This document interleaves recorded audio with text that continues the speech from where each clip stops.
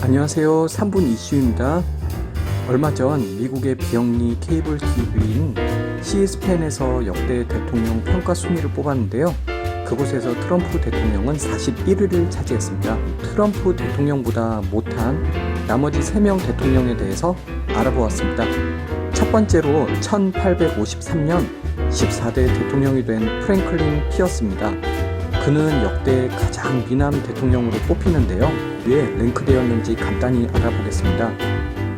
그가 대통령이 될 때쯤 북부와 남부 간의 노예 문제가 한참이 되었습니다.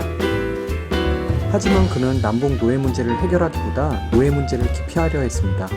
1854년 미국 중부 지역 몇 개 주가 새롭게 연방에 가입되고 1854년 새롭게 편입되는 주들 중 캔자스 주와 네브래스카 주가 있었습니다.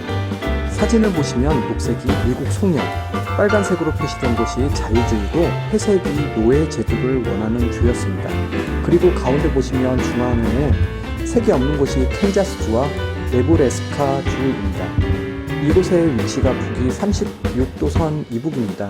이때 미주리 협정에 따르면 결국 이곳의 노예 제도 금지주가 되는 것입니다. 그때 스티븐 더글라스가 미주리 협정은 노예제 헌법 정신에 위배된다며 노예제 존폐 여부는 투표로 결정하자는 법을 제안했고 곧 이 법령이 통과됩니다. 바로 이 법안이 캔자스 네브래스카 법입니다. 결론적으로 이 법 때문에 나중에 남북전쟁이 일어나게 됩니다. 아무튼 그때 캔자스 주가 부정투표의 결과로 노예제가 통과되게 되었고 이를 반발하여 캔자스 본토에서는 노예제를 합법화하는 패거리들과 반대하는 반대파 간의 패싸움이 일어나게 되었습니다. 이 사건이 바로 피해 캔자스 사건입니다. 이렇게 큰 사건이 일어나는 동안 프랭클린 피어스 대통령은 제대로 문제를 해결하는 능력을 보여주지 못했기 때문에 사람들 인식 속에 정치를 못한 대통령으로 인식되어 42위로 랭크되었습니다. 43위는 앤드류 존슨입니다. 부대통령이었던 그는 16대 대통령 링컨이 1856년 암살당하자 대통령직을 인계받게 됩니다. 17대 대통령이 됩니다. 그는 가정 형편이 어려워 초등학교도 다니지 못한 것으로 알려져 있는데요. 그렇지만 그는 긍정의 힘을 바탕으로 대통령까지 됩니다. 특히 그의 정치 인생 중 가장 큰 업적은 당시 소련의 알래스카 땅을 720만 달러에 사들인 것입니다. 1200평을 2원 주고 산 꼴입니다. 하지만 현재의 가치로는 어마어마한데요. 현재로서는 알래스카의 가치는 3억 달러가 넘을 것으로 예상합니다.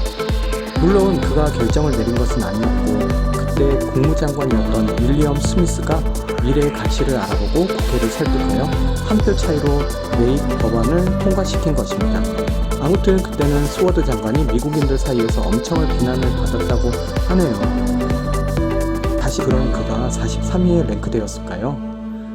버지니아 대학의 역사 교수인 엘리자베스 베런은 대부분 역사학자들은 앤드류 존슨을 남북 전쟁 말기에 대통령으로 일했던 최악의 인물로 뽑았다고 말하며 그는 타협하거나 자신의 생각과 대립하는 정치적 현실을 받아들일 수 없었던 경직되고 독재적인 인종차별주의자였다고 말했습니다. 그리고 그는 남은 임기 동안 링컨을 위해 재임했지만 다음 선거에 출마할 기회를 얻지 못한 채 정치 무대에서 사라졌습니다. 그렇게 그는 미국 대통령 역사상 처음으로 탄핵이 된 대통령이었습니다. 추가로 이 대통령 시절 조선에서는 제너럴 셔먼호 사건이 일어났었는데요. 미국 무장 상선인 제너럴 셔먼호가 1866년 10월 25일 평양까지 올라 통상을 요구하고 대포를 쏘고 민간인을 살해하는 만행을 저지른 사건입니다. 결국 그때 평안 감사 박규수야의 부대가 상선을 불태우고 분노한 민중들이 선원들을 살해한 사건도 일어났었습니다. 44위 제임스 뷰캐넌 대통령. 그는 1856년 민주당의 대통령 후보로 지명됩니다. 그리고 1857년 대통령으로 취임하게 됩니다.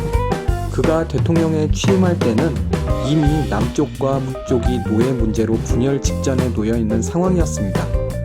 그리고 1857년 미국 연방 대법원은 드레드 스콧 판결을 내리게 되는데요.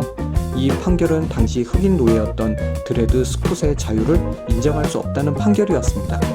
이 판결로 인하여 당시 심각했던 남북 대립은 더욱 악화되어 남북 전쟁을 일으키게 됩니다.